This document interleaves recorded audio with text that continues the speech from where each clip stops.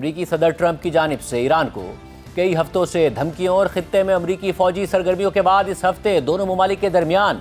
جوہری مذاکرات کے حوالے سے اہم پیش رفت سامنے آئی تھی۔ ترکی، قطر اور مصر کی کوششوں کے نتیجے میں توقع کی جا رہی تھی کہ جمعے کو استنبول میں اہم مذاکرات ہوں گے اور پاکستان سمیت خطے کے کئی دیگر ممالک کو بھی ان مذاکرات میں شرکت کی دعوت دی گئی تھی، مگر اب ایران نے مذاکرات کی جگہ اور طریقہ کار میں تبدیلی کا مطالبہ کر دیا ہے۔ ساتھ ہی امریکی فورسز نے بحیرہ عرب میں ایک ایرانی ڈرون مار گرایا ہے اور یہ دعویٰ بھی کر دیا ہے کہ ایرانی فورسز نے گلف میں ایک امریکی کمرشل بحری جہاز کے عملے کو ہراساں کیا ہے۔ ان واقعات کے بعد دونوں ممالک کے درمیان نازک مذاکرات ایک بار پھر خدشات اور کشیدگی کا شکار ہو گئے ہیں۔ اس ساری صورتحال میں امریکی صدر ٹرمپ مسلسل ایران کو خبردار کر رہے ہیں کہ اگر معاہدہ نہ ہوا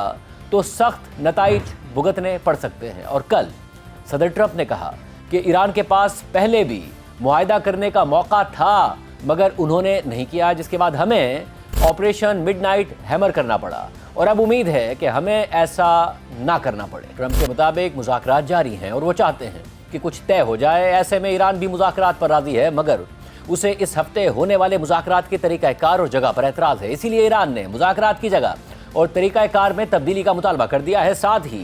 ایران کو مذاکرات کے لیے امریکی شرائط پر بھی اعتراض ہے اور وہ صرف جوہری معاملے پر بات چیت کرنا چاہتا ہے۔ اس حوالے سے رائٹرز کی رپورٹ کے مطابق منگل کو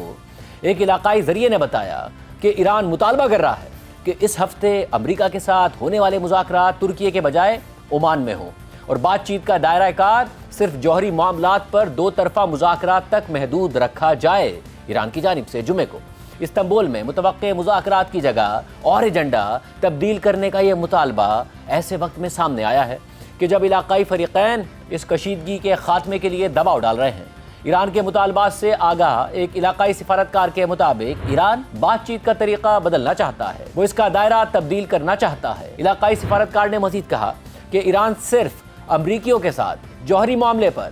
بات کرنا چاہتا ہے جبکہ امریکہ دیگر موضوعات بھی شامل کرنا چاہتا ہے، جیسے کہ ایران کے بیلسٹک میزائل پروڈکشن اور خطے میں ایران کے پراکسی گروپس کی سرگرمیاں۔ ایرانی نیوز ایجنسی نور نیوز کے مطابق ایران کی وزارت خارجہ کے ترجمان نے کہا ہے کہ مذاکرات کی جگہ کے بارے میں مشاورت ابھی جاری ہے۔ ترجمان نے کہا کہ آئندہ دنوں میں مذاکرات کے انعقاد کے لیے منصوبہ بندی کی جا چکی ہے اور ترکی، عمان اور چند دیگر ممالک نے ملاقات کی میزبانی پر آمادگی بھی ظاہر کر دی ہے۔ رائٹرز نے مزید لکھا ہے کہ اس ملاقات میں پاکستان، سعودی عرب، قطر، مصر اور متحدہ عرب امارات سمیت خطے کے کئی دیگر ممالک کے وزراء کی شرکت بھی متوقع تھی، لیکن ایک علاقائی ذریعے کا کہنا ہے کہ ایران اب صرف